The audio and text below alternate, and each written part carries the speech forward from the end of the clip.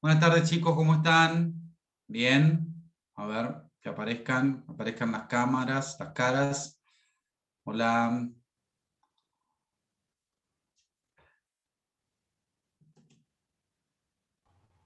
Bueno, Buenas tardes, profesor. ¿cómo están? Bien. Chicos, pónganse las caras para tomar asistencia. Bueno, ¿bien? Esta tarde fría, ya bien invernal.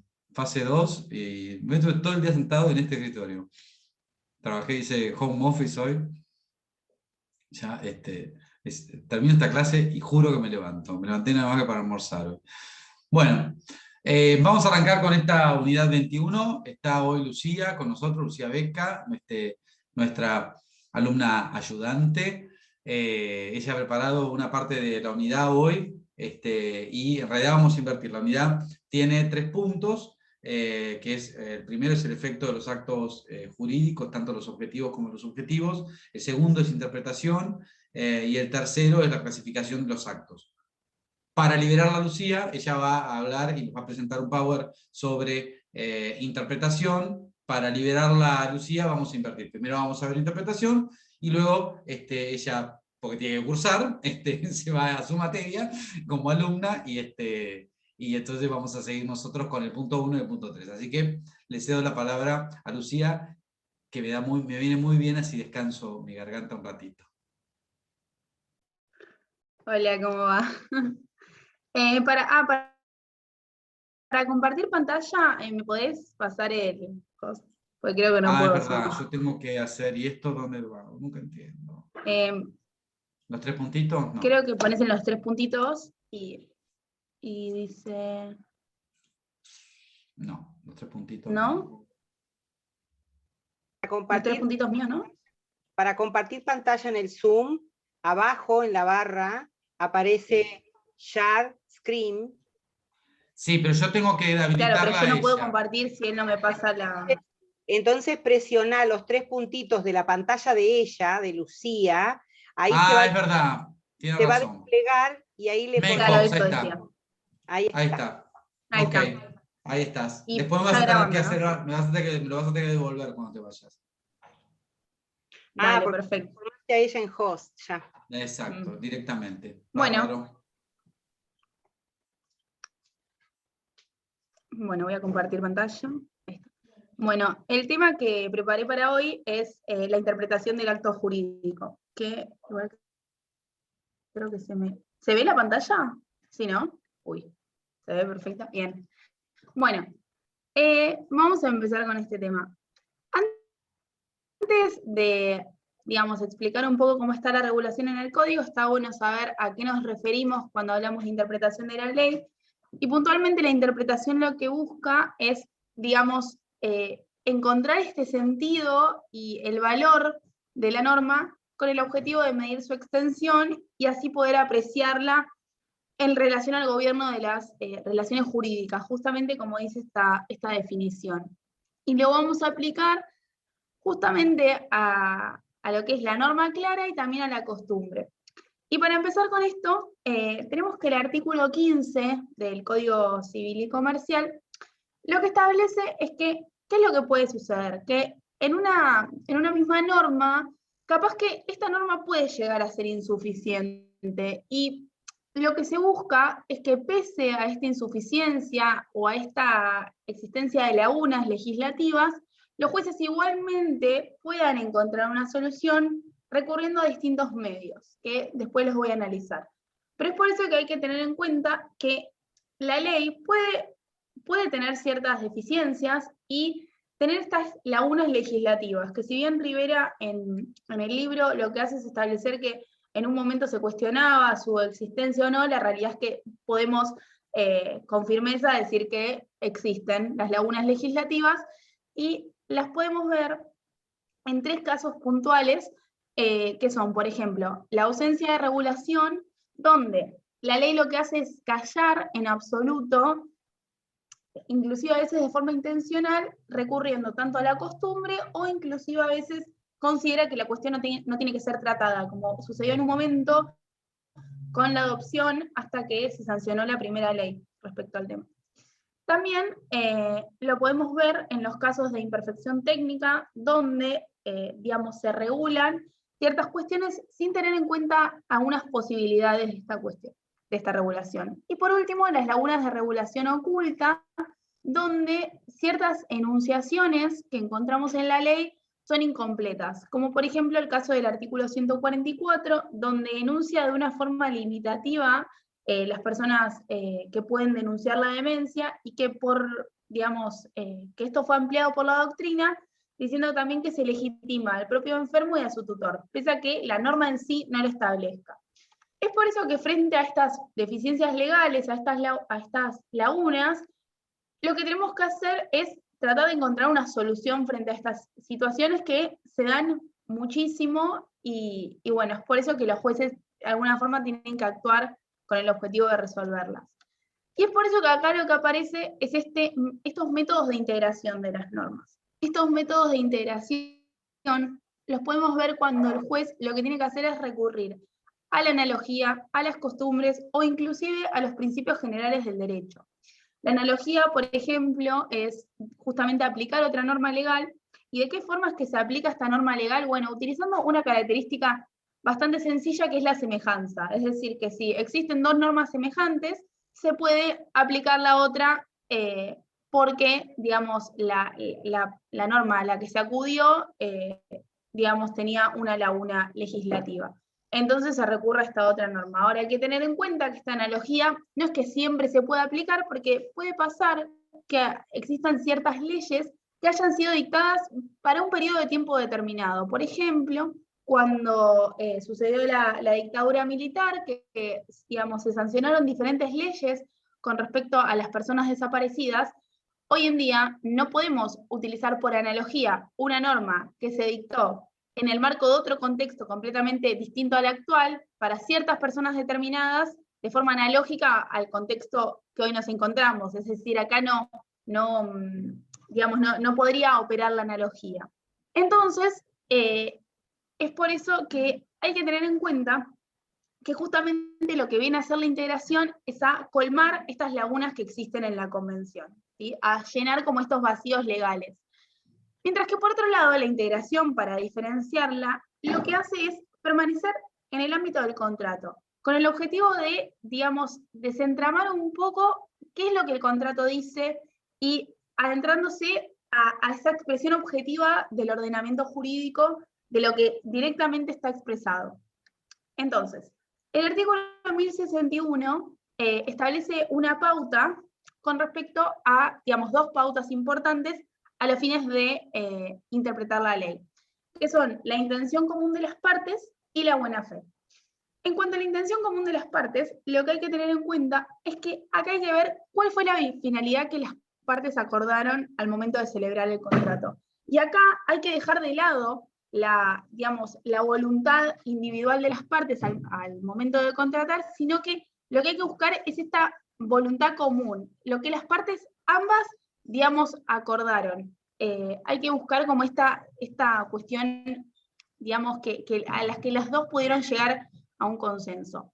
Y esto es importante de analizar con los contratos de consumo, porque en los contratos de consumo, esta intención común de las partes, en realidad no la podemos ver de una forma tan explícita, porque la realidad es que lo que encontramos acá es que las partes ni siquiera se encuentran en una posición de igualdad, porque existe una parte que es el predisponente, el proveedor del servicio, que lo que hace justamente es redactar cláusulas, redactar el contrato, a las cuales el consumidor lo único que va a poder hacer es adherirse o no. Es decir, que entonces acá no podemos hablar de que hay una intención común de las partes, porque las partes no es que el consumidor, digamos, de alguna forma negoció con el predisponente a la hora de redactar el contrato para que le preste un determinado servicio, sino que directamente el predisponente le impuso ciertas reglas, ciertas normas, le impuso el contrato, se lo mostró, y es como dice acá la diapositiva, es una especie de tómelo, déjelo. Si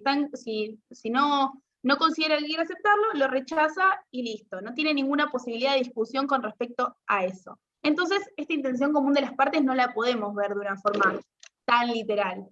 en el caso de los contratos de consumo. Y por otro lado, una pauta, digamos, rectora en el derecho, que la venimos estudiando y es muy importante, que es la buena fe, evaluándola como esta buena fe como la de un contratante cuidadoso y previsor, pero que lo voy a analizar con otra cuestión, que es la protección de confianza, que me parece que ahí se ve de una forma más clara.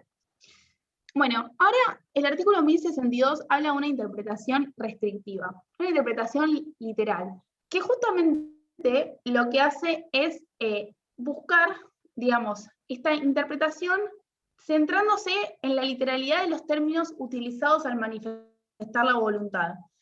Entonces, lo que se hace es restringir el significado de las palabras cuando las mismas lo que quieren es como, de alguna forma, como expresar más de la finalidad misma. Entonces, lo que se busca es, digamos, de una forma literal, buscar qué es lo que puntualmente dice el contrato, y esa es la primera interpretación que uno tiene que tener en cuenta.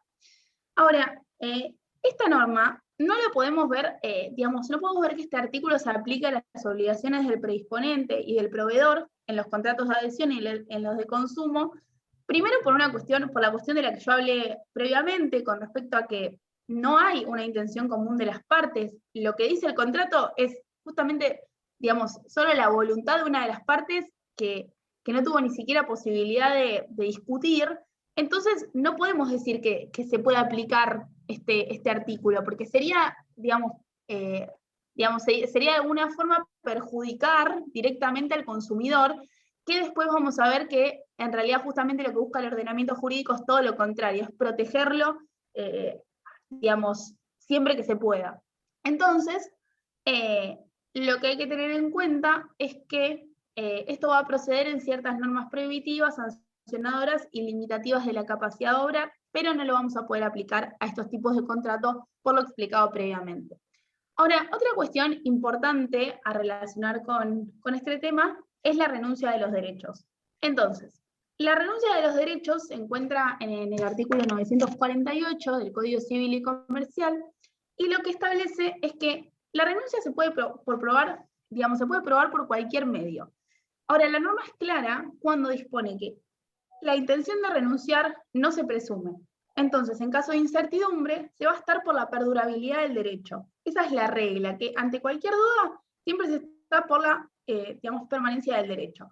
Ahora bien, también la norma es categórica en cuanto a que la interpretación de los actos que la permitan inducir es restrictiva. Entonces, también lo que dice es que, bien, si hubiera duda con respecto al alcance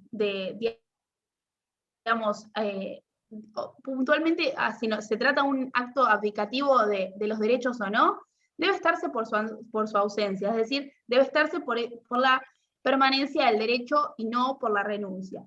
Ahora, si existe algún tipo de manifestación en contrario, y no necesariamente tiene que, tratarse de una renuncia expresa en la que una persona dice, yo renuncio a tal derecho, pero que se permita inducir a través de una comunicación fehaciente que esa persona tiene la voluntad de renunciar y, sea lógico y le cree como esa confianza en la persona en la que lo lee, de que esa persona realmente tiene la voluntad de renunciar, con eso es suficiente para que, se permita la renuncia de los derechos. Entonces los indicios pueden contribuir a esta cuestión y se tienen como una renuncia a los derechos. Ahora, con respecto al significado de las palabras, hay que tener en cuenta que el lenguaje tiene un grado de indeterminación bastante importante que muchos no tenemos conciencia a veces, que es importante saber que, como dice la diapositiva, las palabras constituyen esta materia del discurso jurídico. Que en realidad lo que las palabras expresan no siempre son ponderadas de igual modo por las partes, porque capaz que las partes tienen intereses disímiles y a la hora de interpretar lo que dicen las palabras, pueden como también, llevarlo como de la forma en la que más le convenga una a la otra. Entonces lo que hace la ley para armonizar esta cuestión es privilegiar este sentido general que hay que asignarle a las palabras. Esta misma regla se va a aplicar a las conductas, a los signos y a las expresiones no verbales por las que las personas manifiestan su consentimiento. Ahora, También hay que tener en cuenta la interpretación contextual. Esto lo que hace es considerar el contrato como una unidad coherente de sentido. En el sentido de que se puede evaluar las palabras utilizadas, por ejemplo, en una cláusula, en relación con otras cláusulas empleadas dentro del mismo contrato, y se las puede, digamos, puede interpretárselas, no tiene, digamos, se la puede interpretar con respecto al contexto del mismo contrato, siempre y cuando se encuentre dentro del mismo contrato. Entonces, una cláusula podría, si no puede llegar a analizarse, digamos, podría llegar a analizarse con otras cláusulas del mismo contrato y de esta forma interpretarse de esta forma más armónica. También la ley establece que tenemos, digamos, tres fuentes de interpretación, que son las circunstancias en que se celebró el contrato, incluyendo las negociaciones preliminares, la conducta de las partes, incluso las que hayan sido posteriores a su celebración, y la naturaleza y la finalidad del contrato. Ahora, un principio muy importante que se establece es el principio de conservación, que está en el artículo 1066. Este artículo establece que frente a una situación dudosa, siempre se debe interpretar en el sentido de darle efectos al contrato, porque siempre lo que se busca es conservar el contrato. Ante la duda, siempre se tiene que estar por, como venía hablando antes, con la perdurabilidad del derecho, todo lo que tiene que ver con estas cuestiones, porque lo que se busca es conservar el contrato.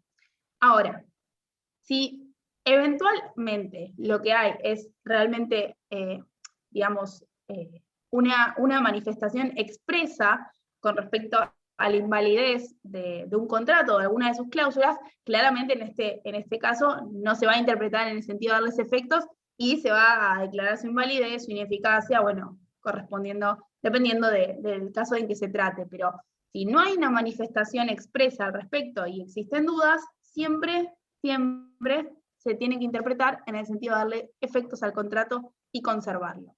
Ahora, si existen también diversos sentidos posibles y no es claro tampoco, sino que se le da como, no se puede llegar a una conclusión, lo que se hace es buscar una valoración que sea la más adecuada al objeto del contrato. Ahora, justo el tema de la protección de la confianza me parece importante para relacionarla con el tema de la buena fe que decía antes, que eso está en el artículo 1067. La buena fe y lealtad es este parámetro al que tienen que ajustarse las partes desde el momento en que negocian, en la celebración del contrato e inclusive durante su ejecución. Es por eso que la buena fe es uno de los principios rectores del derecho. Ahora, esto se relaciona directamente con la doctrina de los actos propios. Porque, primero que nada, hay que saber que la coherencia entre una conducta previa y los actos posteriores de un contratante son expresión del respeto de esa buena fe. Entonces, este principio que lo que hace es, la doctrina de los actos propios, que lo que hace es, digamos, prohibir ir contra los propios actos, tiene una tradición jurídica entre nosotros y su fundamento se asienta en esta confianza que se genera entre la conducta anterior emanada de un mismo sujeto con respecto a una misma situación, esta confianza que se generó con respecto a esta situación, si la otra persona lo que hace es realizar un acto o realizar una conducta contraria a la anterior, esta confianza que se generó anteriormente se perdería completamente, porque la misma persona con respecto al mismo acto está actuando de una forma distinta. Entonces, es por eso que acá lo que tenemos que tener en cuenta es que esta conducta sea emanada del mismo sujeto y que sea jurídicamente relevante. ¿Cómo puede ser jurídicamente relevante? Bueno, que no sea viciada, que esté vinculada con la misma relación jurídica que se trate y algún aspecto importante de ella, es decir, no una cuestión accesoria. Es por eso que siempre hay que tener en cuenta que esta incompatibilidad con respecto a una conducta anterior y una conducta posterior está completamente prohibida y vedada por el ordenamiento jurídico a través de la doctrina de los actos propios. Y una cuestión, por último, la cuestión de las cuestiones más importantes de este tema es esto de la interpretación de los contratos de consumo por adhesión. Yo mencioné algo previamente cuando hablaba de que acá en estos casos no podemos ver realmente que exista una intención común de las partes, y en realidad toda la cuestión de los contratos de consumo se asienta sobre un principio muy importante, que es el principio de favor debitoris, que lo que establece es justamente, como dice acá, es que siempre que existan dudas sobre el alcance de una obligación, se va a estar por la que sea menos gravosa al consumidor. ¿Por qué? Porque el consumidor se encuentra, como dije previamente, en una situación jurídica inferior, digamos, a la del predisponente, por lo que expliqué antes. Estas cláusulas predispuestas que se le imponen al consumidor lo hacen encontrarse en una posición desventajosa. Y también hay un artículo específico con respecto a la interpretación que dice que las cláusulas ambiguas predispuestas por una de las partes se interpretan en sentido contrario al predisponente. ¿Por qué se da esto? Porque el predisponente es el que reserva para sí la creación del texto contractual, lo que debe ser de forma tal que el destinatario, que va a ser el adherente, el consumidor, digamos, entienda el significado de lo que quiso, de lo que quiso establecer el predisponente al crear el contrato. Yo quisiera ¿Sí? hacer una aclaración, porque está perfecto lo que estás diciendo. Me gustaría que los chicos entendieran lo siguiente. Cuando uno tiene un contrato paritario, esto lo van a ver bien en contrato, cuando uno celebra un contrato paritario, que es un contrato entre iguales, uno puede, digamos, el contrato clásico que uno tiene en la cabeza, puede negociar las cláusulas, puede decir, no, bueno, bajame el precio, no, bueno, estas condiciones, yo quiero tal calidad, tal cuestión. Ahora, en un contrato por adhesión, y también en un contrato de consumo, que es un contrato por adhesión, en un contrato por adhesión, hay una de las partes que es la que pone las cláusulas, las que predispone el contrato y la redacción del contrato, y la otra persona solamente presta su consentimiento. Es decir, el consentimiento contractual se forma no porque negocian, sino porque adhiere a lo que el otro le propone. Y si además se trata de una relación de consumo, bueno, se aplica el contrato, se aplica la ley 2440 y toda la previsión del derecho del consumidor. Es decir, contratos con cláusulas predispuestas pueden o no ser de consumo. La característica es que las cláusulas no se negocian y que las predispone una sola de las personas, que lógicamente va a ser la que en la paridad contractual va a estar por encima, porque estas son relaciones en las que no hay paridad de negociación. Sigo adelante, seguís adelante. Esa era la única aclaración que Sí, quería hacer. claro, y justamente es por esta cuestión que, digamos, el predisponente es el que tiene que asumir los riesgos de su defectuosa declaración. Porque cuando hablamos de cláusulas ambiguas, son cláusulas que, justamente en contraposición a la claridad, lo que hacen es, digamos, dar lugar a diversos sentidos de una misma norma, no son claras con respecto al alcance. Entonces, si el predisponente, digamos, si podemos evidenciar cláusulas ambiguas, el predisponente es el que tiene que asumir lo que defectuosamente redactó. Entonces, es por esto que de alguna forma se pondera la situación desventajosa en la que se encuentra el consumidor, con el objetivo de, digamos, intentar igualar un poco más con respecto a la situación general en la que se encuentra. Entonces, es como ayudarlo un poco, y siempre, en realidad, la regla es que siempre se tiene que estar en favor de la parte del consumidor, que es la parte más desventajosa. Inclusive con respecto a las cláusulas, con respecto a las cláusulas abusivas, como dice acá, las mismas se tienen por no escritas. Entonces, es por eso que, digamos, siempre tenemos que estar ante la duda en favor del consumidor. Entonces, siempre que existan cláusulas ambiguas, siempre las consecuencias que pueden darse por haber redactado de mal forma el contrato, siempre tienen que ser impuestas al predisponente de alguna forma para ayudar al consumidor. Bueno, y con eso ya termino. Perfecto. ¿Alguna pregunta, chicos? ¿A Lucía? No. La verdad, clarísimo. Mejor que yo cuando lo di este mismo tema en la clase anterior. Te agregué otras cosas también, ¿no? Muy bien. Bueno. Te voy pasando el host. Ah, ok, gracias. Bueno, Lucía, te libero porque vos tenés clase ahora. Te agradezco Sí. enormemente como siempre, y No, siempre por favor. bienvenida. La semana que viene, Gracias. tal como ya les dije a los chicos de la otra comisión, durante el fin de semana les voy a mandar un trabajito práctico muy sencillo, también para discutir en clase. Y te voy a ir a pedir colaboraciones sobre, ahora te lo voy a mandar, Dale, después de terminar la clase te lo mando, es sobre instrumentos dale. públicos, porque mañana ustedes van a empezar a ver forma y el martes van a ver instrumentos públicos. Entonces, con ese trabajito les va a ayudar también para encarar la clase del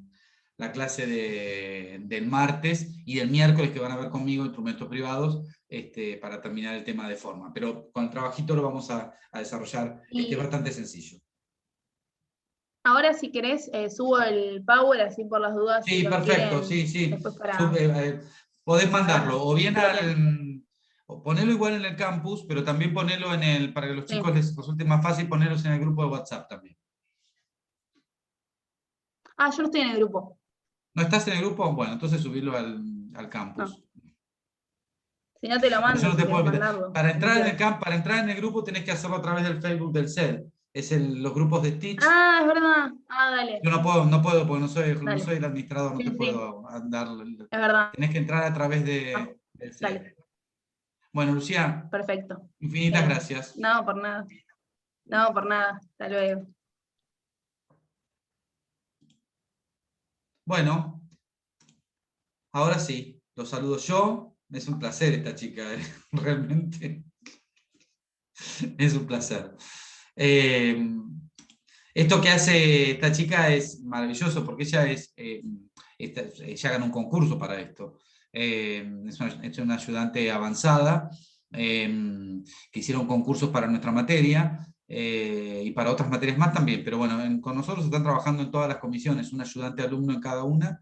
Nosotros tuvimos la suerte de tenerla a Lucía, que la verdad que me parece excelente lo que hace. Usted tiene que pensar que es alumna y no terminó todavía, no le faltan todavía unas 10 materias, es decir, tampoco es que es abogada. Así que la verdad que aparte que le lleva bastante tiempo hacer el Power, estudiar, vamos trabajando durante todo el fin de semana, y qué digo, qué no digo, lo vamos armando juntos. La verdad que es muy bueno lo que hace, y es de destacar. Que por supuesto además, ni les cuento que por supuesto no cobra por esto. Es una ayudantía que la tiene por este año, a la que pueden aspirar todos que hayan aprobado las materias y cuando se abren los concursos. Es una experiencia realmente muy buena, se las recomiendo. Bueno, les hago una pregunta. Ayer ustedes tuvieron clase con la doctora Chermelli y vieron elementos de los actos jurídicos, ¿no es cierto? ¿Vieron todos los elementos, elementos esenciales, elementos naturales y elementos modales, modalidades? Cargo, condición, plazo.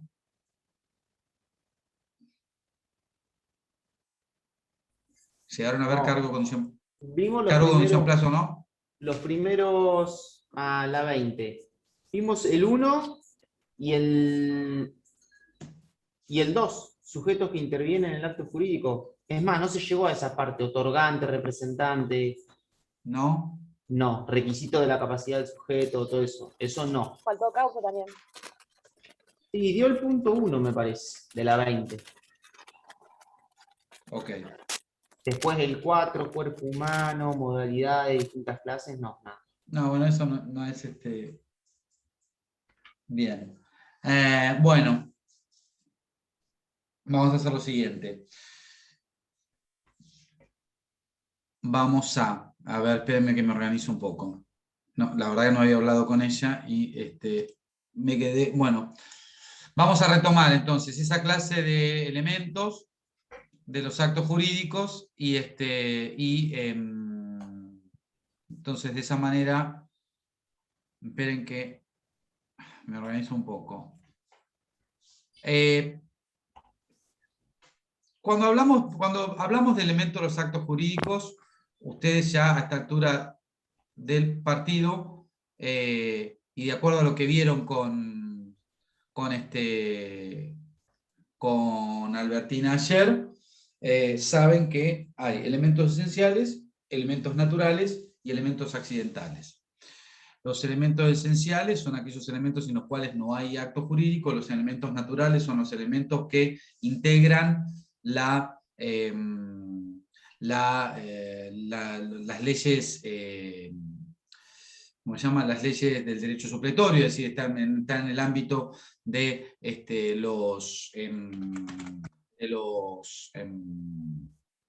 de los contratos, y luego están los elementos accidentales, que son los elementos que no integran naturalmente al acto jurídico, pero que las partes lo pueden agregar. Y esos elementos accidentales son lo que se llaman las modalidades de los actos, que son la condición, el cargo y el plazo. Los elementos esenciales son el sujeto, el objeto y la causa, y los elementos accidentales, como ya les dije, son la condición, el cargo y el plazo. A mí lo que me interesa de esto, que ustedes tengan en cuenta cuando hablan de lo que son los sujetos, tengan bien presente que por un lado están las partes, que son aquellas personas a las que se les transmiten los derechos, es decir, aquellas de lo que teníamos que hablar hoy, que es aquellas personas que son las que se ven afectadas por los derechos que se transmiten, o sea, que se constituyen o que se aniquilan a través del acto jurídico, que no necesariamente tienen por qué coincidir con la persona que otorga el acto jurídico. Y acá viene este punto de los sujetos que intervienen en el acto. En realidad, en casi todo, lo más usual es que los actos jurídicos sean otorgados por las partes, es decir, aquellas personas cuyos derechos están involucrados en la relación jurídica. No obstante, esto no implica que existan supuestos en los que el negocio se concluye, por ejemplo, a través de un representante. Si ese representante, es decir, es una persona que actúa en nombre de interés ajeno, en principio, no es una parte de ese acto, porque ese representante lo que hace es concurrir al acto en nombre del interés del representado, a quien efectivamente se le van a atribuir los derechos o la aniquilación de los derechos que ocurren a través del acto.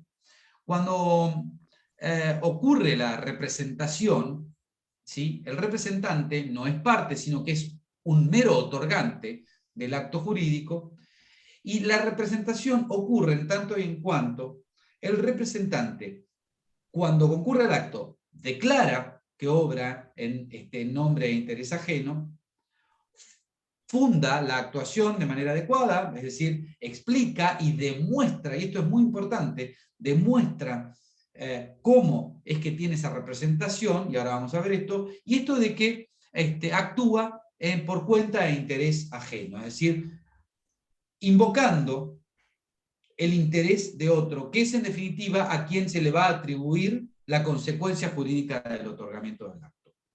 El artículo 358, estoy dudando, pero creo que es el artículo 358 del Código Civil y Comercial, a ver, efectivamente, es el que establece, a partir del cual se establece la representación.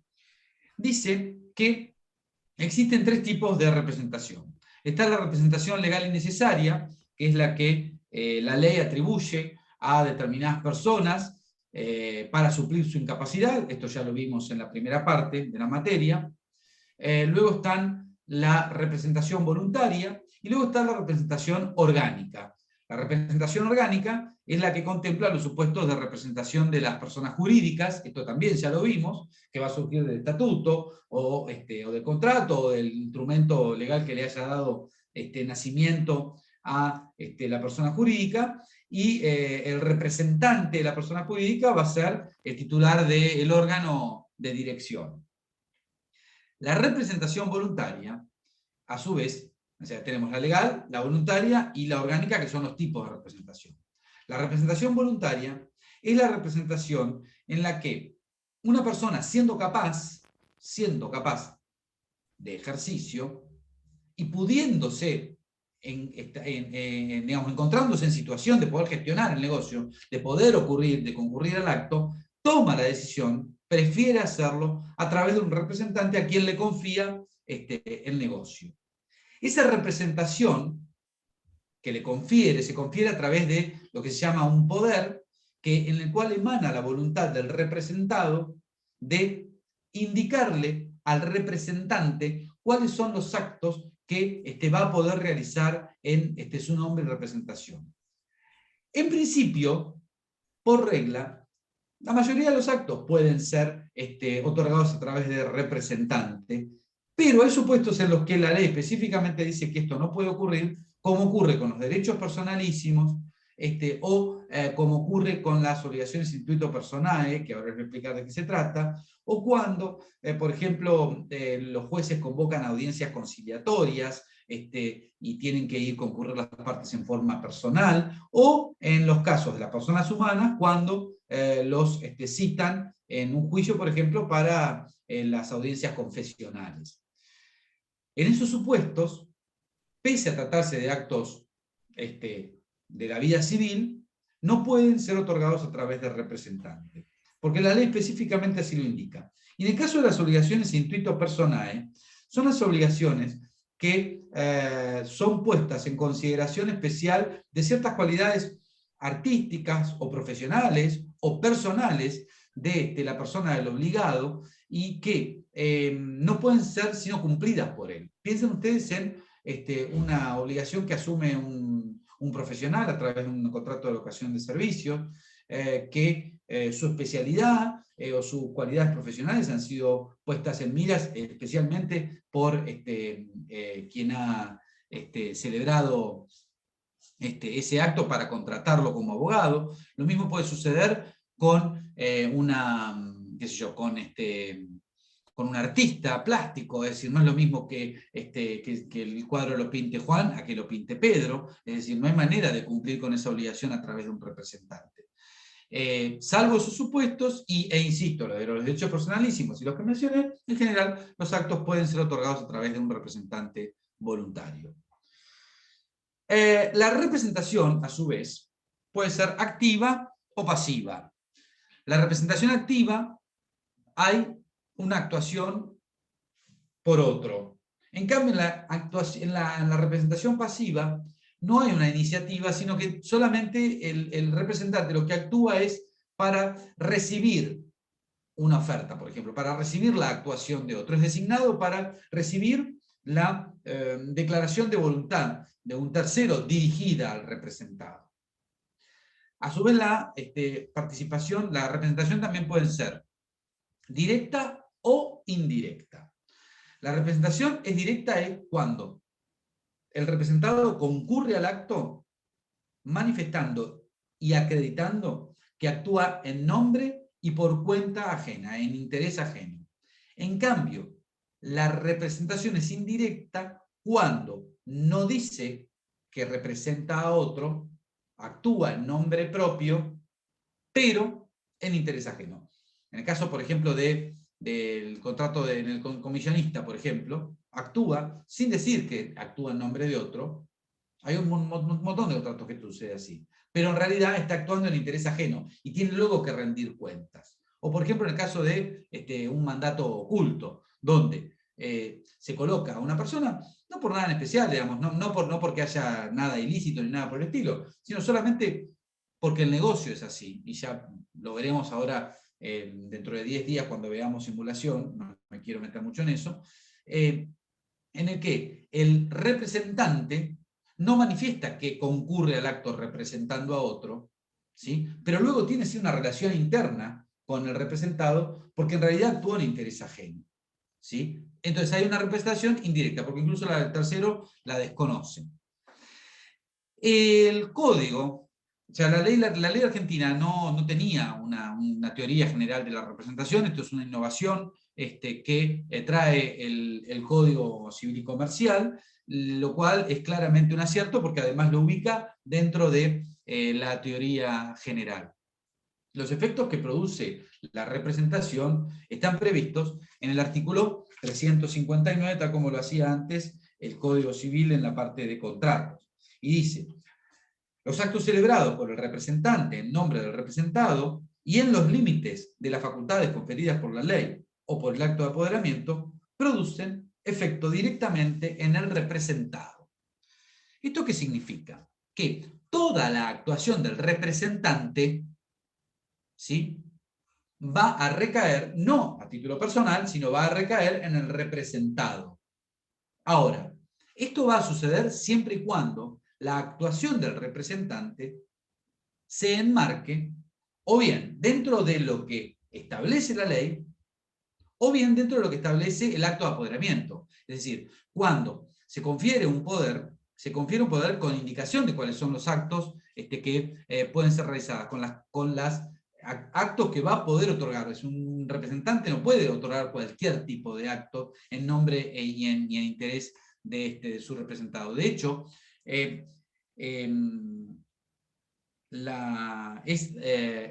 parte de la diligencia de esa persona que va a contratar con el representante, es parte de la diligencia cerciorarse que el acto que está celebrando con el representante esté dentro de los límites de esa representación. Es decir, si hay una extralimitación o se trata de un supuesto no autorizado, solo va a poder ser exigido si es que, si es que obró ocultando, por ejemplo, que no estaba autorizado. Por ejemplo, si le había revocado el poder y no mostró la revocación. Pero quien celebra un contrato con un representante tiene que cerciorarse de que ese acto que va a celebrar está dentro de los límites del acto de apoderamiento. Y si un acto es otorgado fuera de esos límites, igualmente será válido si es que el representado, pese a que el representante se haya extralimitado, el representante va luego y lo ratifica, ya sea en forma expresa o en forma tácita. Es decir, por ejemplo, cumpliendo con lo que surge del acto, ¿no?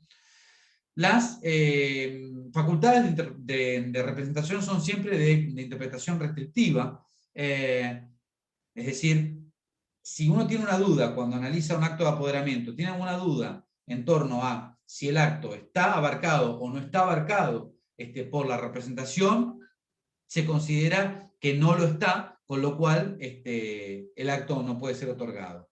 Incluso hay diferentes actos que la ley específicamente menciona que no pueden ser otorgados en marco de un apoderamiento general, sino que tiene que haber facultades expresas. Así, por ejemplo, si uno quiere mandar a alguien, encomendar a alguien a que reconozca a un hijo, o a que haga una petición de divorcio, una nulidad de divorcio, o a aceptar una herencia, o a constituir o transferir un derecho real sobre un inmueble, o el reconocimiento de una obligación o una novación de una obligación, donar bienes inmuebles, hacer donaciones en general, también otorgar una fianza. Esos son todos supuestos en los que tiene que estar facultado expresamente. Es decir, el poder no es suficiente si no tiene la facultad expresa, la encomienda expresa de decir, usted tiene que puede otorgar este acto. Porque, a ver, el poder puede ser un poder general de administración. Entonces, todos los actos de administración van a quedar abarcados por ese poder. Ahora, si yo quiero utilizar un poder de administración general de todo el patrimonio de una persona para disponer de un bien inmueble del patrimonio de la persona, no lo voy a poder hacer si es que el poder no contiene la facultad expresa de disponer el inmueble. Si eso no está, no es posible, es decir, el acto de representación no va a poder ocurrir.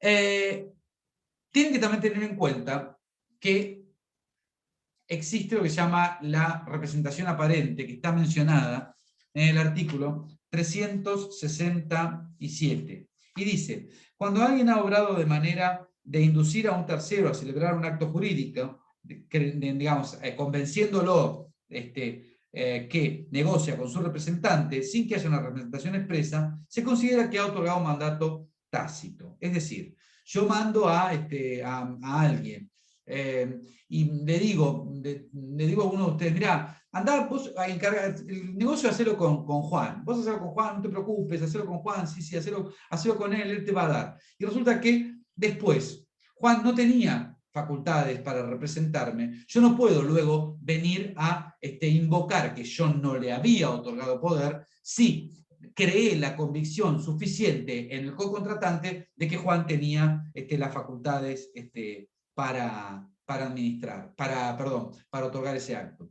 Y el artículo da algunos supuestos en los que se presume que exista esa representación, aunque en los hechos no exista. Y dice, quien de manera notoria tiene la administración de un establecimiento abierto al público, es apoderado para todos los actos de gestión ordinaria de este. Es decir, una persona encargada de, no sé, de un café, de La Fonte, ¿sí?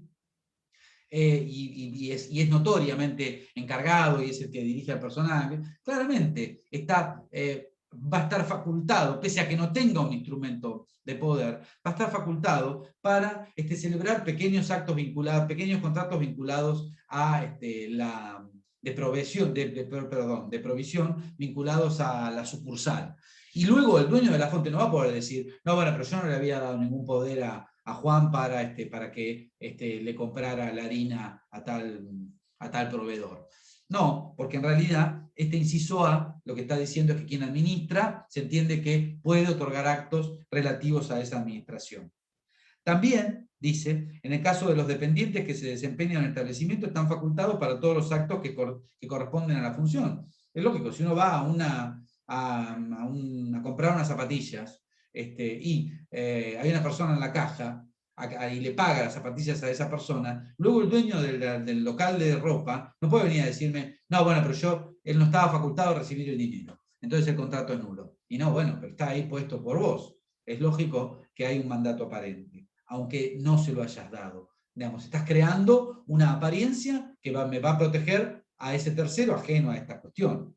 Lo mismo en el caso de los dependientes, bueno, encargados de entregar mercadería fuera del establecimiento, están facultados a percibir el precio. Es decir, yo mando con una camioneta a entregar mercadería de mi negocio, se entiende que también lo estoy facultando a recibir el precio de esa mercadería. Y luego no puedo venir a reclamarle al cliente que no me pagó la mercadería que le mandé con ese empleado. Es decir, pese a que yo no le haya otorgado poder, hay un mandato aparente, una representación aparente que protege los derechos de aquella persona a quien yo le creé toda la convicción de que a quien le estaba interponiendo iba a ser la persona que podía representarme. ¿Puedo Sí. preguntar algo? Sí, obvio. Porque me quedaron ahí una serie de dudas. Una tenía que ver con, entiendo lo de los alcances de los poderes, ¿no? El alcance del poder tiene que ver cuando quien da el poder, quien lo otorga, en el mismo poder dice el alcance que tiene y las acciones que el apoderado va a tener que poder realizar, ¿no? Sí, tiene que decir vender, sí puede disponer, cobrar el monto, sí puede ser muy general, e incluso hay algunos poderes que son post-mortem. No sé si ahora todavía existirán, pero en mis tiempos existían. Digo, en mi tiempo, entonces, claro, ya no va a estar la persona que otorgó el poder, pero aún así va a persistir en el apoderado la posibilidad de disponer o de hacer lo que allí estaba. Lo que digo, y por lo que recién decía de este cajero que está en la caja, no sé cuán presunto es cuando seguramente lo que tiene es un contrato laboral que a él lo pone en el lugar de cajero, ¿sí? Para poder decir que, o sea, que en donde el dueño no puede desdecirse de que él estaba facultado para cobrar. A eso se refiere el artículo, exacto. Exacto. Bien. No, lo pensaba en función de que, bueno, ese encargado de La Fonte en realidad tiene un contrato de trabajo que lo faculta para tener determinadas funciones, en donde también va a tener responsabilidades de lo que hace en el marco de las funciones que le son asignadas, digo, ¿no? Porque si no... pero puede no serlo y vos no saberlo. Es decir, yo puedo ir mañana a Rosy comprar un par de zapatillas y el que me cobra que tiene puesto el chaleco, tiene puesta la remera de Rossi de Rossi, no es el cajero. Puede no serlo, pero está ahí, lo dejaron estar. ¿Entendés? Porque entonces me quedaban muchas cosas a la libre buena fe, ¿no? A esta cosa de... No, lo que pasa es que a ver, la norma a lo que se refiere es a la representación aparente, es decir, el representado no puede invocar que no otorgó representación a que aparece como representante para luego desvincularse de la actuación del representante, ¿sí? Si es que creó las condiciones para que la otra persona, el co-contratante, creyera que lo estaba representando. A eso se refiere. En definitiva, yo no puedo venir a invocar la inexistencia de una representación convencional si he creado las condiciones para que el otro crea que exista. Sí, sí. ¿Se entiende? Esto está unido con el tema de la diligencia que tiene que tener el co-contratante, el que celebra el contrato con el representante. Es decir, yo celebro un contrato con vos, que invocás ser la representante de Nadia, yo tengo que cerciorarme de que el instrumento que a vos te ha facultado para representarla a Nadia contiene la facultad de otorgar el acto que vamos a celebrar. ¿Sí?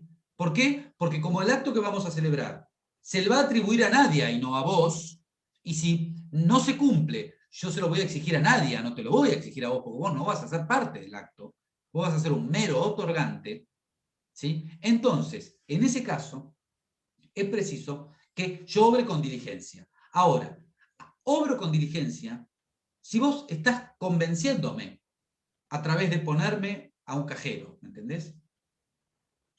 Yo no tengo por qué ir a mirar el contrato de trabajo de la persona que me cobra en Rossi o Rossi. ¿Sí? A eso se refiere la norma. Bien. Igualmente, volvemos a lo mismo. Hay toda ratificación posterior, pese a la actuación del representante, perdón, fuera de los actos de la representación, pese a ser por fuera, que se haya extralimitado, si luego viene el representado y ratifica toda la actuación, sea en forma expresa o en forma tácita, esto es cumpliendo con todas las obligaciones emergentes del acto ese celebrado por el representante, queda todo salvado. Es decir, la ratificación posterior equivale a mandato, otorgado en tiempo. ¿Se entiende? Luego, con relación a el punto 3 de esta unidad, el requisito de la capacidad, esta es una regla general de sentido común, es decir, la capacidad del sujeto que emite la voluntad es un presupuesto necesario del otorgamiento del acto jurídico. No solo tengo que ser capaz de derecho, es decir, tengo que tener la aptitud para poder celebrar ese acto jurídico y no estar comprendido en alguna de las inhabilidades especiales que tiene la ley, sino que además tengo que poder tengo que tener capacidad de ejercicio, ¿no? Eso no tengo ni explicarlo ya a esta altura del partido. El punto es, digamos, lo llamativo de esto sería la legitimación. Una cosa es la capacidad y otra cosa es la legitimación. La legitimación es la aptitud, digamos, atribuida o conferida por la ley o integrada por la ley o por la voluntad para adquirir ciertos derechos o contraer ciertas obligaciones o para poder disponer objetos en concreto. Es decir, yo puedo ser muy capaz de derecho, muy capaz de ejercicio, pero no soy el titular de la casa del vecino. Yo no puedo vender la casa del vecino porque no estoy legitimado respecto de la casa del vecino. Entonces, soy capaz, pero no estoy legitimado para otorgar ese acto jurídico, porque no tengo un derecho sobre ese bien. Lo mismo, no es mi caso, pero si estuviera casado y quiero disponer de un bien que integra la sociedad conyugal, pese a ser de mi titularidad, la legitimación se conforma con lo que se llamaba antiguamente el asentimiento conyugal. ¿Sí? Y ahí puedo ser muy capaz, ahora no tengo el asentimiento de mi cónyuge, no puedo disponer ni puedo grabar. ¿Sí? Eso tiene que ver con la legitimación. Con relación al objeto, estoy tratando de hacerlo lo más rápido que puedo. Con relación al objeto de los actos jurídicos, que es el otro elemento esencial, el artículo 279, que es el que regula la cuestión, no innova mucho con relación a lo que era el artículo 953 anterior del Código Civil. Lo que lean sobre el 953 se aplica perfectamente al 279. ¿Qué es lo que dice el artículo 279? Que lo que pueden ser objeto de los actos jurídicos, es decir, aquello sobre lo cual va a recaer el acto jurídico, es lisa y llanamente un hecho, o sea, puede ser una cosa, lógicamente, o puede ser un hecho que no sea imposible, o no esté prohibido por la ley, o no sea contrario a la moral y las buenas costumbres, al orden público, o que no sea lesivo a los derechos ajenos o a la dignidad humana. Tampoco puede ser objeto de los actos jurídicos algún bien que haya sido, por alguna circunstancia legal o contractual, haya estado esté prohibido, pero fundamentalmente por una circunstancia legal. ¿Esto qué significa? Tienen que recordar que la noción de bienes del derecho del Código Civil y Comercial es una noción amplia. No solo contempla los bienes de valoración económica, sino que también contempla los bienes de valor afectivo, valor científico, con lo cual también estos pueden ser objeto de actos jurídicos, pero siempre y cuando, lógicamente, respondan a esa naturaleza del valor afectivo o valor científico. Yo puedo otorgar un acto jurídico relativo a mi cuerpo, como por ejemplo la decisión de donar un órgano, en los términos de la ley de donación de órganos, lo puedo hacer perfectamente. O puedo otorgar una directiva anticipada, que también es un acto jurídico, respecto de lo que quiero con relación a cómo voy a disponer mi última enfermedad, y a su vez, cómo quiero que sean dispuestos mis despojos cadavéricos. Eso también es objeto de acto jurídico. Pero lógicamente, siempre y cuando esté permitido por la ley. Y si se trata de hechos, obviamente los actos jurídicos también recaen, por supuesto, sobre bienes de contenido patrimonial, tal como lo vimos la clase anterior, es decir, tanto bienes en sentido amplio como bienes en sentido estricto, es decir, bienes materiales y bienes inmateriales, susceptibles de tener un valor. Pero a su vez puede recaer sobre hechos jurídicos, Uno puede, digamos, tener que el objeto del acto jurídico sea un hecho. El hecho, para que pueda ser objeto del acto jurídico, tiene que reunir ciertas características. Esto es que no sea imposible, y la imposibilidad se juzga como una imposibilidad absoluta y no una imposibilidad relativa, y tiene que ser tanto física como jurídica. Es decir, yo no puedo celebrar un acto jurídico que tenga por objeto obligar a alguien a tocar el cielo con las manos, porque eso no lo puede hacer nadie. Nadie puede tocar el cielo con las manos. Y la imposibilidad no es solo del deudor, sino es una imposibilidad absoluta de cualquiera. Nadie puede tocar el cielo con las manos. Tampoco la imposibilidad puede ser jurídica, es decir, yo no puedo obligar a alguien, por ejemplo, a constituir una hipoteca sobre un auto, porque la ley no admite como derecho real de garantía las hipotecas sobre los autos. El derecho real de garantía sobre un auto es la prenda, ¿sí? Pero a su vez, esta imposibilidad no tiene que ser una imposibilidad relativa, sino que relativa al sujeto, sino una imposibilidad absoluta. Porque si yo celebro un acto jurídico que tenga por objeto una locación de servicios, ¿sí? Un hecho, ¿sí? Que es que me hagan un dictamen jurídico sobre un conflicto, un contrato que tengo, ¿sí? Bien, y el abogado que contraté no puede, él tiene una imposibilidad propia, él, por el motivo que sea. Ahí no hay un problema en el objeto, hay un problema de cumplimiento, porque en realidad el contrato tiene por objeto un hecho que es posible, que es la elaboración de un dictamen jurídico respecto de una circunstancia, ¿sí? El punto no es que el deudor no pueda, sea imposible para el deudor. Si la imposibilidad es relativa del deudor, entonces hay incumplimiento. no hay un problema en el objeto del acto jurídico. ¿Se entiende esto? Lógicamente, tampoco puede ser objeto de los actos jurídicos un hecho que sea ilícito o contrario a la moral de buena costumbre, lo cual es bastante lógico, ni tampoco puede afectar derechos de terceros. Porque eso lógicamente lo convierte también en ilícito, es decir, la afectación a un derecho ajeno lo convierte en un hecho ilícito. Y lo que sí innova el artículo 279 es que dice que no puede afectar la dignidad humana. El hecho que sea objeto del acto jurídico no puede afectar la dignidad humana. Y acá, digamos, los autores lo que dicen es, bueno, acá quedan comprendidos supuestos como todo lo que tenga que ver con los derechos personalísimos, como en particular los vinculados a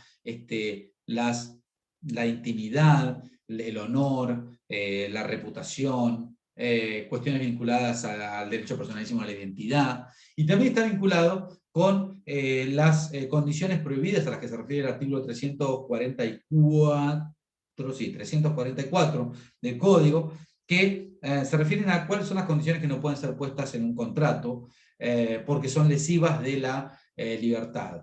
Como por ejemplo si se impone en un contrato que una persona va a adquirir un derecho, por ejemplo, yo te dono mi casa siempre y cuando te vengas a vivir acá y no te mudes nunca, o te dono mi casa siempre que no te cases, o te hagas monja, o abandones la religión católica y te hagas judío, o no tengas ninguna religión. Es decir, todas aquellas condiciones que imponen una restricción a la libertad, que son incorporadas en un acto jurídico, se tienen por no escritas, y en un punto están vinculadas con esto del objeto porque afectan también la dignidad. Tampoco pueden ser objeto de los actos jurídicos los bienes futuros, en principio, salvo que se trate de contratos aleatorios. Ahora, si ese bien existe al momento en el que deba ser cumplido, porque uno pudo haber diferido el cumplimiento, la entrega del bien para otro momento, y si al momento de entregarse el bien existe, no hay ningún problema. Lo mismo sucede cuando, de acuerdo al artículo 280, hay lo que se llama una convalidación, es decir, un acto que en principio nace y está sujeto a su cumplimiento diferido en el tiempo, por ejemplo, por una condición o por un plazo, de esto vamos a hablar en escasos minutos. Puede haber algún problema de cumplimiento o de licitud inicial, pero que al momento en el que ese hecho condicionante o ese plazo se cumple, esa eficacia está resuelta, entonces puede convalidarse a través de cumplimiento perfectamente, y todo aquello que inicialmente era imposible puede devenir posible al momento de tener que ser cumplido. Y vamos a la causa. De esto voy a tratar de hablar lo más rápido que pueda. La causa es el otro elemento esencial que integra este elenco del acto jurídico. Cuando hablamos de causa, van a encontrar en los libros que existen tres tipos de causa. Está la causa fuente, la causa final o fin, o también llamada causa fin objetiva, y la causa subjetiva, o la causa motivo, o la causa fin subjetiva, son todas sinónimos, o causa motival, le dicen algunos. Son diferentes conceptos que algunos de ellos integran y otros no la noción de elemento del acto jurídico. Cuando hablamos de la causa fuente, estamos aludiendo a todo aquello que produce efectos jurídicos. Es decir, de dónde emanan los efectos jurídicos. Con lo cual, cuando hablamos de causa fuente, si hablamos en el ámbito de los actos jurídicos, nos estamos refiriendo al acto jurídico en sí mismo. ¿Sí? Con lo cual, si decimos que la causa es un elemento del acto, no podemos decir que la causa fuente es un elemento del acto, porque la causa fuente es el acto en sí. Es decir, es de dónde surge la relación jurídica, de dónde surgen los efectos jurídicos que son exigibles. Con lo cual, cuando hablamos de causa como elemento del acto, no nos estamos refiriendo a la causa fuente. Ahora, si nos estamos refiriendo e integra el elenco de elementos esencial, lo que es la causa fin. Y fíjense ustedes que tal es así que lo integra, que si ustedes vuelven a leer con detenimiento el artículo 259 del Código, que define al acto jurídico, dice, el acto jurídico es el acto voluntario que tiene por fin inmediato. Ese fin inmediato, léase causa fin inmediata, que es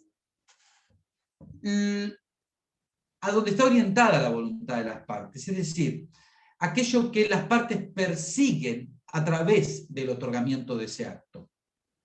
Y que además es una finalidad objetiva, es una finalidad típica del acto jurídico que están celebrando, porque todos aquellos que celebran ese acto jurídico persiguen esa finalidad. Así, por ejemplo, en un contrato de compra-venta, ¿sí?, la finalidad es siempre la misma.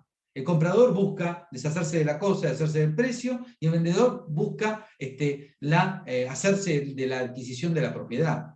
En un contrato de préstamo, la finalidad es siempre la misma.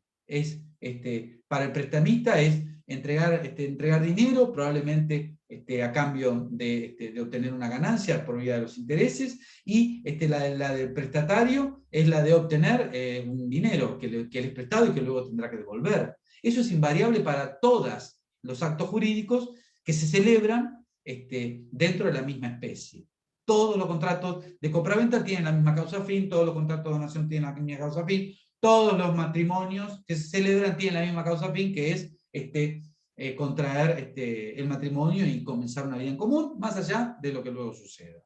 Ahora, esa finalidad está claramente inserta como elemento esencial del acto. No se da esa finalidad, en principio no debiera haber acto jurídico. ¿Sí? Porque lo dice el artículo 259. Ahora, una cosa es la causa tipificadora, unificada, relativa a la categoría de acto jurídico que yo estoy celebrando, y otra cosa son las motivaciones personales por las que yo celebro ese acto. Es decir, yo voy a comprarme un auto a Romera y me compro el auto. Compra-venta de cosa mueble registrable. Punto. Todos los que vamos a comprar el auto Romera queremos lo mismo, un auto. Romera con todos los que se acercan a comprar el auto lo que quiere lo mismo, la plata. Punto. Siempre es igual. Ahora, yo puedo querer ir a comprar el auto porque quiero que mi hija aprenda a manejar para regalarle el auto. Ese es el motivo personal. Yo puedo, y siempre doy el mismo ejemplo, en la esquina de la facultad, en Cruz, de la Facultad de Derecho, hay un local que siempre ha funcionado como un bar. ¿Sí? Yo puedo celebrar un contrato de locación sobre ese inmueble, y es un contrato de locación. Yo como locatario, como inquilino, lo que pretendo es el uso y goce pacífico de la cosa durante el tiempo que dura la locación. El dueño lo que querrá es que le paguen el alquiler todos los meses. Esa es la finalidad típica. ¿Sí? Es un local comercial, correcto, con lo cual la finalidad típica incluso es el uso comercial. Ahora, yo puedo alquilar ese contrato, ese local comercial para instalar una imprenta, para instalar un bar, para instalar un estudio jurídico, para instalar un salón de baile, para poner un gimnasio. ¿Sí? ¿Bien? Esa es mi motivación personal. La motivación personal, el interés concreto que mueve a las partes a realizar el acto jurídico, puede o no integrar el acto jurídico, ser un elemento del acto jurídico. Y puede o no integrarlo siempre que haya sido conocido y haya podido ser conocido y se haya ingresado al acto jurídico. Es decir, yo voy a alquilarle el local al dueño de ese local ahí en 25 de mayo, e Irigoyen, y nunca le digo para qué lo voy a alquilar. Entonces, para el motivo por el cual yo lo voy a alquilar, a él le resulta intrascendente. No lo digo, no lo inserto en el contrato. Ninguna de las dos cosas. Ahora, si yo Le digo, no, sí, pues yo quería que un café. Porque acá había un café antes. Sí, sí, había un café. Sí, vas a poder, sí, perfecto. Es más, hasta lo podemos incorporar en el acto. Porque Lucas Trobo se convierte en inquilino porque va a poner para un uso comercial bar, café. Bien, voy con ese contrato a la municipalidad me dice, no, cambiamos la zona, ahora en esa esquina ya no se puede poner más café. Ahora en esa esquina se considera zona residencial, no se puede poner más café. Entonces, ¿qué pasa? Hay una frustración de la causa. ¿Sí? Si hay una frustración de la causa, yo voy a poder demandar la rescisión de contrato por frustración de la causa, motivo, si es que lo incorporé. Si no lo incorporé, no. Solo voy a poder demandar la rescisión en general, pero no una rescisión sin indemnización, sin tener pudiendo que me reintegren la plata. No, no voy a poder hacerlo, porque no la he incorporado. Con lo cual, ¿qué es lo que quiero decir? La causa fuente no es elemento del acto jurídico, porque la causa fuente es el acto jurídico, si hablamos de acto jurídico. La causa fin objetiva es siempre elemento del acto jurídico, porque es la causa que todos, es la finalidad que todas las personas que otorgan un acto jurídico de esa categoría es lo que persiguen. La causa motivo no integra el acto jurídico, no es elemento del acto jurídico, salvo que haya sido incorporado, que haya sido conocido o haya podido ser conocido por la contraparte. Y esto no es académico, sino que es importante a la hora de cuando ese contrato se frustra por nulidad o por ineficacia de la causa. ¿Se entiende esto? Yo ayer le preguntaba, ayer o antes de ayer, ya no me acuerdo, a la profesora cuando hablaba algo de esto, y le decía, no es de uso cotidiano poner en un contrato de locación, en este caso, el fin, más allá de lo que se usa habitualmente para vivienda o para esto, pero digo, es uso comercial nada más, pero generalmente poner qué puntualmente se va a poner, qué tipo de No, comercio. es más, te diría una cosa, en los contratos de uso comercial, incluso se pone la cláusula que, bueno, que la habilitación la tiene que conseguir el locatario y el locador no es responsable por la frustración de la habilitación. Incluso te diría más, pone eso. Ahora, si eso no está en abstracto, porque acá el problema es que si la causa no existe al tiempo del acto, el acto es nulo. ¿Me entendés? Si no se puede sostener, si se frustra, el acto es nulo. A su vez, vos pensás que, digamos, hay un montón de situaciones en las que uno no pone la causa, motivo. No está inserta. Pensá en otra situación, mirá.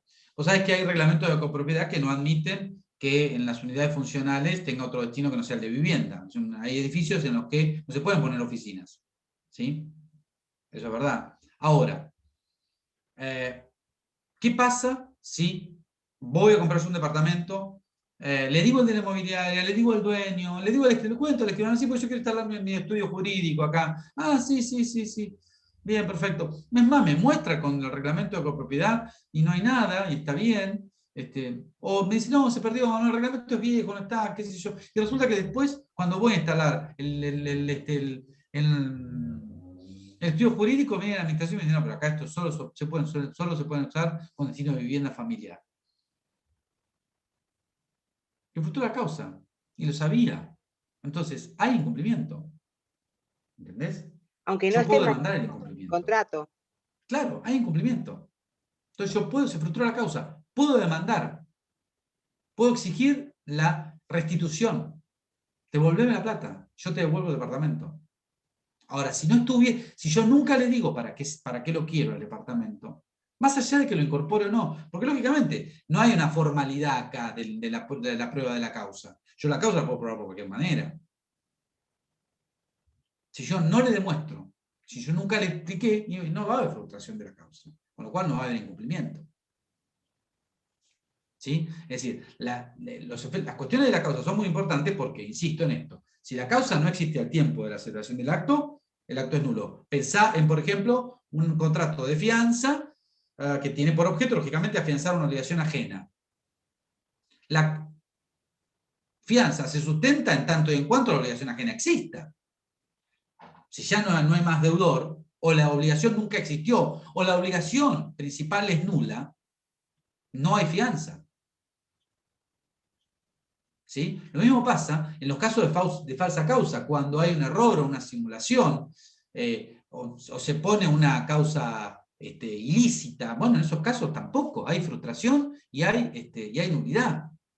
Lo mismo pasa si la causa es inmoral, el acto es nulo. Es más, diría yo que si el vicio es ostensible, la nulidad es absoluta. Lo van a ver al final de la materia. ¿Estamos hasta acá? Bien, los actos jurídicos siempre tienen que tener una causa, se presume que siempre tienen una causa, siempre, salvo los negocios abstractos. El artículo 283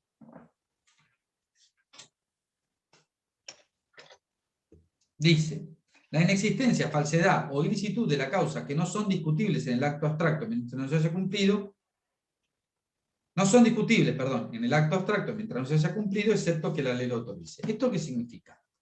Si bien todos los actos jurídicos tienen que tener una causa, y se presume que la tienen aunque no la tengan expresada, ¿sí?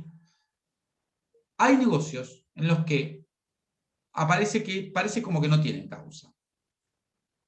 Y no se puede discutir la causa. Y esto sucede en los papeles de comercio. Por ejemplo, en un pagaré, ¿sí? Salvo que se trate de un pagaré, ahora con toda una noción que hay nueva de pagaré de consumo, es decir, que sea un pagaré que suscribe un consumidor para afianzar, digamos, para garantizar una deuda que asume con un proveedor. Si uno va qué sé yo, a Red Megatone, a Garbarino, a comprar Buen Cuota, y no tiene tarjeta de crédito, le dan un crédito personal para comprar esa heladera. Y uno lo garantiza con un pagaré. Y ese pagaré es un pagaré especial, que sí está sustentado en un contrato de consumo, y hay toda una doctrina que dice que tiene que estar bien causado y bien especificado. Pero saquemos ese pagaré. El pagaré común y clásico, el cheque, la letra de cambio, ¿sí? Son negocios, son actos jurídicos que no tienen expresada la causa. Uno, cuando emite un cheque, no dice: te pagaré, que el banco pague 3.000 pesos porque me vendió una licuadora. No lo dice. Eso es un negocio abstracto, porque no tiene expresada la causa. Esto no significa que no la tenga.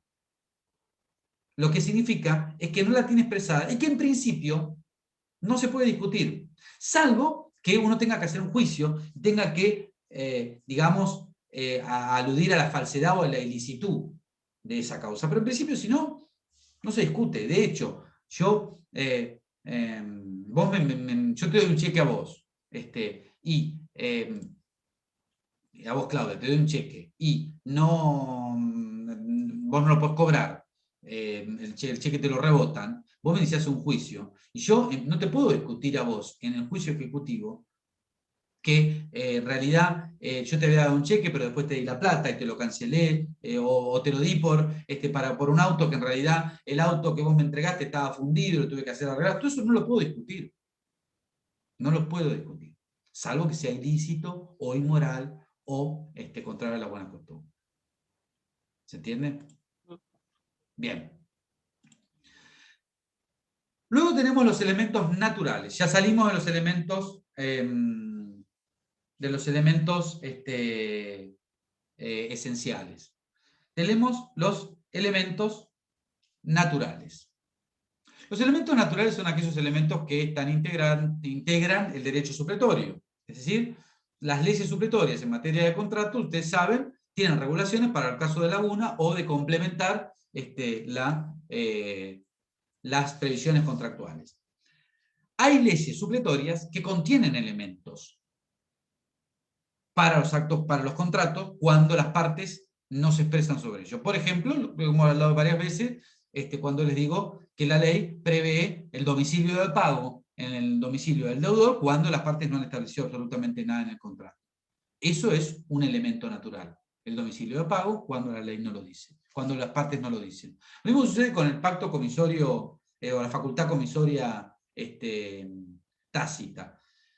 La facultad comisoria o pacto comisorio resolutorio tácito es aquel que está inserto en la ley de manera natural para todos los contratos con prestaciones recíprocas pendientes, en los que uno de las partes no cumple, entonces faculta al otro a dar por resuelto ese contrato si es que él está en condiciones de cumplir o su obligación, o ya cumplió, o su obligación no está todavía exigible. Es decir, si yo vendo mi casa en cuotas y pactamos con mi comprador que yo la posesión de la casa se la voy a entregar cuando me pague la cuota 15.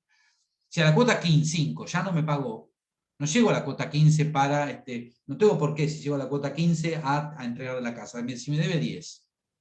Entonces, por más que nos hayamos puesto en el contrato de compraventa que ante el incumplimiento de 2 o más cuotas, que es lo que habitualmente se pone, si ante el incumplimiento de 2 o más cuotas iba a dar por extinguido el contrato, por más que no lo hayamos puesto, la ley en parte general, el Código Civil en parte general de los contratos, no me acuerdo el artículo, dice específicamente que en este tipo de contratos con prestaciones recíprocas pendientes, cuando una de las partes incumple, la otra no está obligada a cumplir.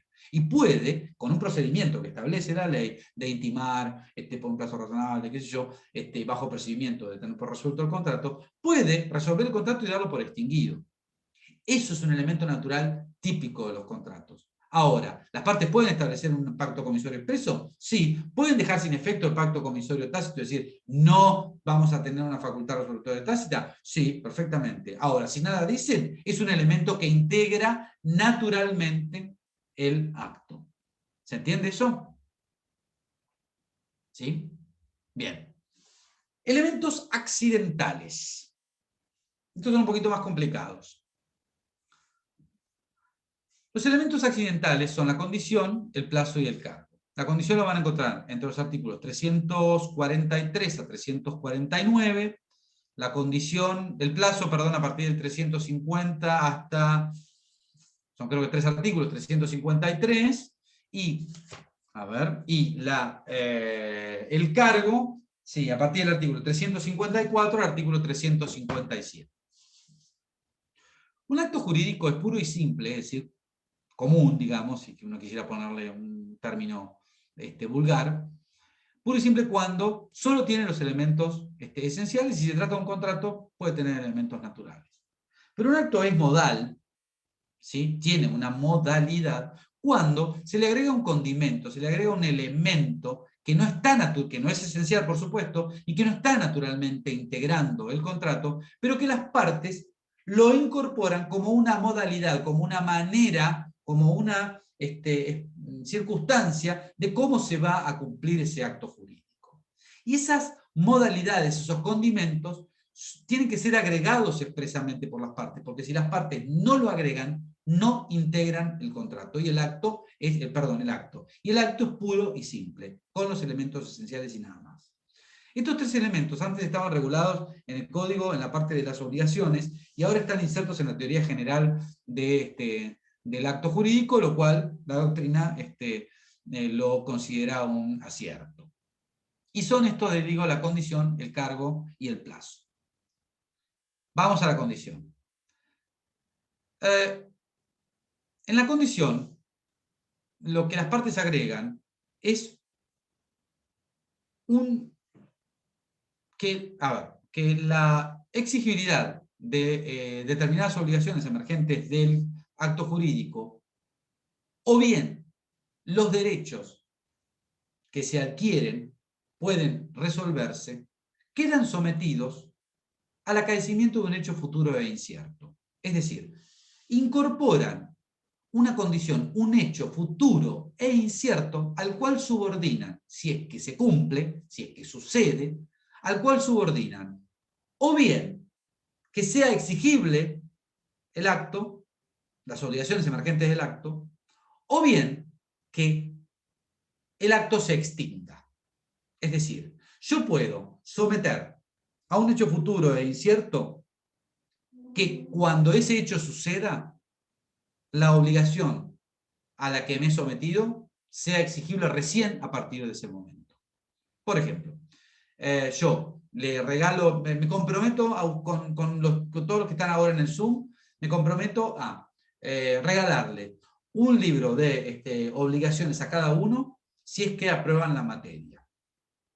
Si yo no les agregara, si es que aprueban la materia, y les digo, me comprometo a regalarles un libro a cada uno, se trata de una donación, una oferta de donación pura y simple. Ustedes dicen, ah, buenísimo, están aceptando, ya tenemos contrato de donación, y de ahí se sigue que yo tengo que entregarles el libro de obligaciones a cada uno de ustedes. ¿Sí? Porque es lo que van a estudiar el cuatrimestre que viene. Ahora, si yo les agrego, no, bueno, les doy el libro de obligaciones, les voy a regalar el libro de obligaciones de Pizarro, si es que aprueban antes de julio Civil 1, les estoy agregando un condimento, una condición que es futura, porque todavía no sucedió, va a suceder dentro de un par de meses, y además es incierta, porque en realidad no sabemos si ustedes van a aprobar Civil 1, no podemos saberlo. Ahora, se cumple esa condición, es decir, ustedes aprueban Civil 1 y ahí comienza a ser exigible mi obligación de entregarles a ustedes el libro de Pizarro. Eso es lo que se llama la condición suspensiva. Se suspende la exigibilidad de un derecho a que ocurra, a que suceda, a que acaezca un hecho futuro e incierto que las partes incorporan en el acto. Pero puede suceder que lo que yo estoy supeditando a ese hecho futuro e incierto no sea la exigibilidad de una obligación, sino que lo que esté supeditando es la extinción de un derecho. Yo lo que estoy haciendo es que un acto que hoy se comporta como puro y simple y produce sus efectos propios, le agrego que si se produce un hecho futuro e incierto, ese acto se extingue. Piensen en ustedes en este ejemplo. Le presto a Florencia un departamentito que tengo en el centro para que se vaya a vivir, porque justo se quedó sin departamento. Pero le digo, mira Florencia, yo te lo presto, pero yo tengo un hijo que está queriendo irse a vivir con la novia. Si mi hijo decide irse a vivir con la novia, le voy a dar el departamento. Así que me lo vas a tener que devolver. Entonces, ¿qué es lo que estoy haciendo? Yo hoy le estoy celebrando el contrato de comodato con Florencia, que es un préstamo de uso gratuito, y se lo estoy entregando. Hoy le doy el departamento. Y ese acto produce sus efectos a partir de hoy. Pero le agregué un condimento, que es que se va a extinguir el derecho de Florencia de usarlo si es que sucede el hecho futuro e incierto, mi hijo se va a vivir con la novia. Si eso sucede, se extingue y me tiene que devolver. ¿Se entiende esto? Es parecido al plazo, en cuanto a que yo puedo suspender la exigibilidad de una obligación o puedo subordinar la extinción de un derecho a que ocurra un plazo. Pero ¿cuál es la diferencia entre el plazo y la condición? Es que el plazo es cierto. Caracteriza el plazo la certidumbre. Siempre, fatalmente va a ocurrir. En cambio, la condición no sabemos si va a ocurrir. Porque, a ver, el plazo yo puedo disponer. Puedo tener un plazo suspensivo o un plazo resolutorio, ¿no? Yo puedo decir, bueno, te vendo mi código civil, pagámelo el mes que viene cuando cobras. ¿Sí? Estoy difiriendo a cuando cobres que me lo pagues. Cuando cobres, yo no sé si vas a cobrar el 5, el 6 o el 8. Es cuando cobres. Pero esto va a suceder. ¿Por qué? Vos estás trabajando. ¿Sí? O, si te digo, te voy a regalar toda mi biblioteca el día que o me muera o me jubile. Y no sé cuándo va a ocurrir, pero me voy a morir o me voy a jubilar antes. Alguna de las cosas va a ocurrir. Fatalmente va a ocurrir. ¿Se entiende? Ahora, aunque no lo tenga determinado inicialmente. en el caso del ejemplo anterior, en el caso de la condición, ¿sí? Este libro de Pizarro, que los que estamos acá lo vamos a esperar en julio, la pregunta es la siguiente, todos y cada uno se lo vamos a hacer acordar, Bueno, pero aspiro a eso, aspiro a eso. Aparte está grabado, pero lo que digo es lo siguiente, esa condición sí tiene un plazo cierto, porque las fechas de exámenes ya están establecidas. Hay Pero plazo, no sabemos si ustedes van a aprobar. nada, por eso. Claro, claro, la condición no, pero el plazo sí está, ¿no es cierto? No, pero está bien. Pero el caso de que ustedes aprueben el examen, independientemente de que tenga una fecha el examen, Sí, la condición en sí es incierta, por más que tenga fecha.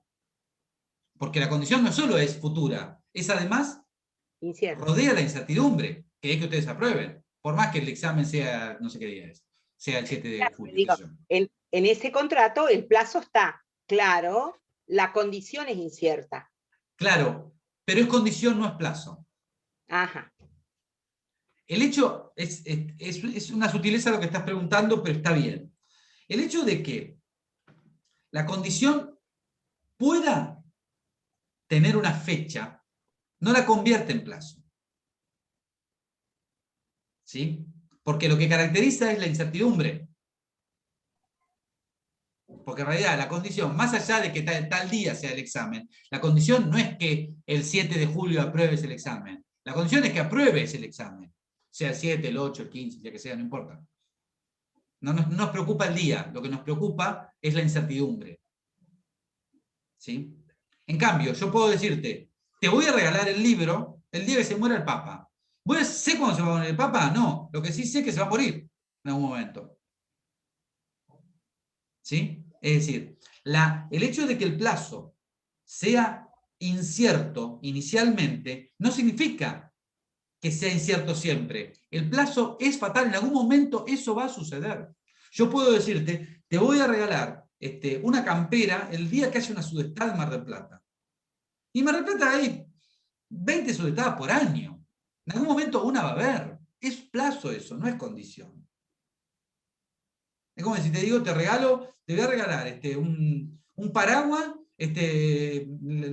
una mañana que llueva en Londres. Mañana te lo tengo que regalar, si en Londres llueve todos los días. No sé si va a llover, no sé si mañana o pasado, pero sé que ocurre.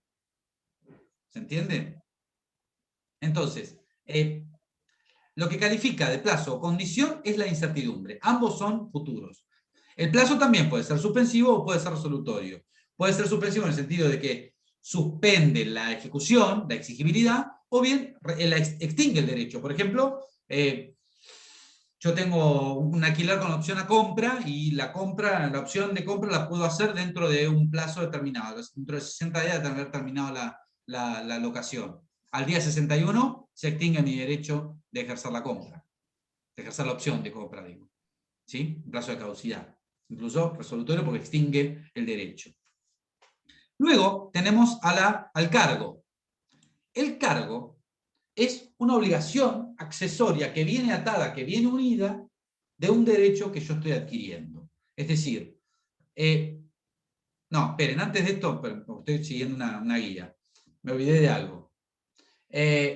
Cuando hablamos de condición, vuelvo un toquecito para atrás, que yo hoy se los mencioné, cuando les hablé del artículo 279, les mencioné el artículo 344 como condiciones prohibidas.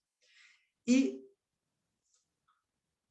no cualquier condición es válida. El artículo 344 establece lo que se llaman las condiciones prohibidas. Yo no puedo agregar cualquier tipo de condición a un acto jurídico. Hay condiciones que la ley no me permite. Primero y principal, si el hecho que yo estoy poniendo es un hecho imposible. O sea, de imposibilidad absoluta. Es decir, te regalo mi código civil si tocas el cielo con las manos. No. Está clarísimo. O si el hecho es un hecho contrario a la moral y la buena costumbre. O es un hecho ilícito, un hecho prohibido por el ordenamiento jurídico. Lo mismo es si el hecho depende pura y exclusivamente de la voluntad del obligado.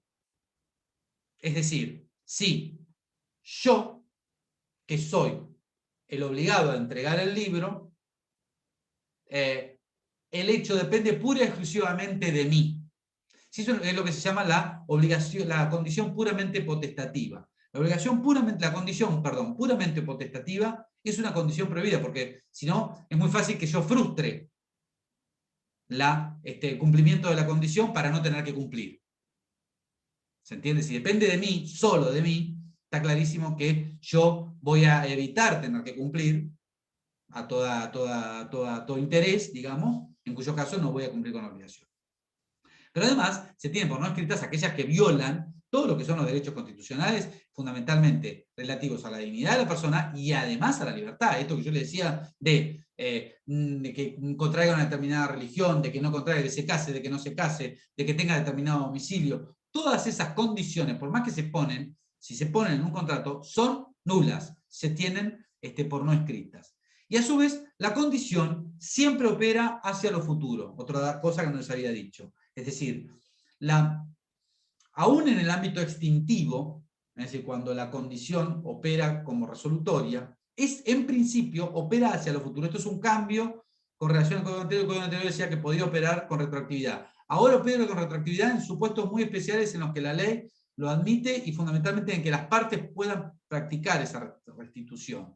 Pero si no, en realidad opera siempre hacia lo futuro. A partir de que se produce el hecho futuro e incierto, tanto en la suspensiva como en la resolutoria, la condición produce sus efectos a partir de ese momento para adelante y no para atrás.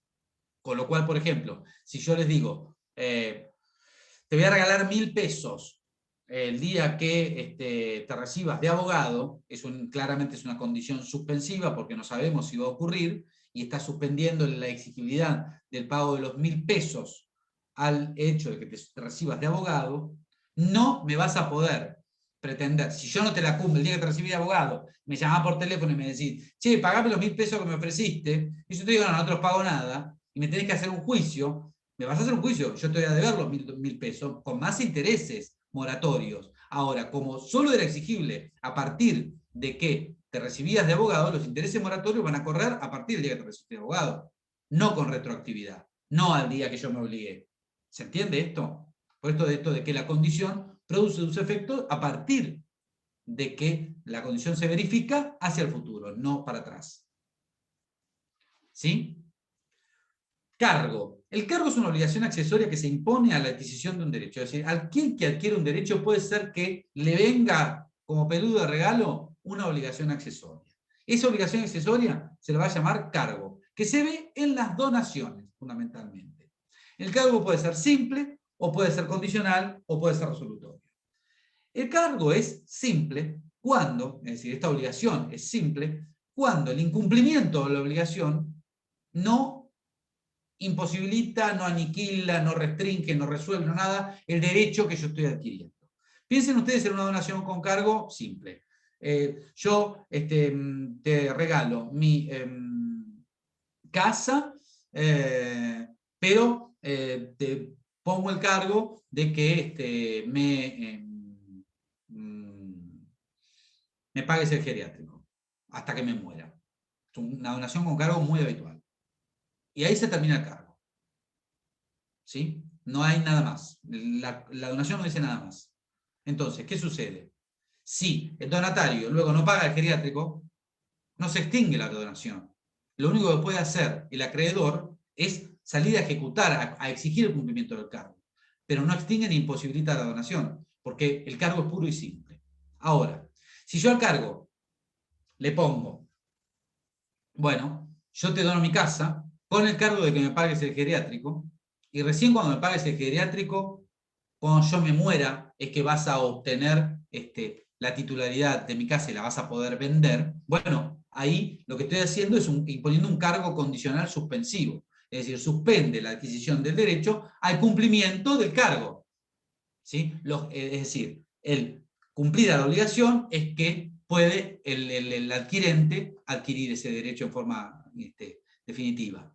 O a la inversa, que el cargo sea resolutorio, en el que la extinción de los efectos del acto está subordinado a la ejecución del cargo. Una vez que se ejecuta el cargo, es que se va a adquirir entonces el derecho. ¿Entendieron esto? ¿Sí? Bien. A mí entonces, en virtud de esta nueva cuestión, les voy a armar un panorama nuevo. ¿Por qué me quedó la clase de hoy pendiente? La clase de hoy pendiente en realidad